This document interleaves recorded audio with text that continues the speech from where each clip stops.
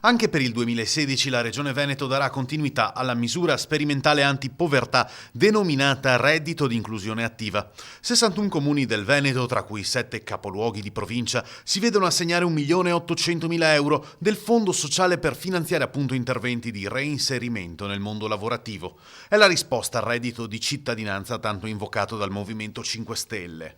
Sì, abbiamo riproposto in via sperimentale e poi diventerà strutturale, io penso ormai la sperimentazione sta funzionando, il fondo per un'inclusione attiva, il reddito di inclusione attiva, in cui guardiamo alla fascia delle persone che hanno difficoltà agli oltre 55 anni, che hanno perso il lavoro oppure hanno situazioni anche di disagio mentale e di esclusione dal mondo sociale, e vengono ricollocati o per lavori socialmente utili o per dei percorsi formativi, in modo che ci sia dopo progressivamente il reinserimento lavorativo, perché crediamo che sistemi assistenzialistici non funzionano e non vogliamo adottare.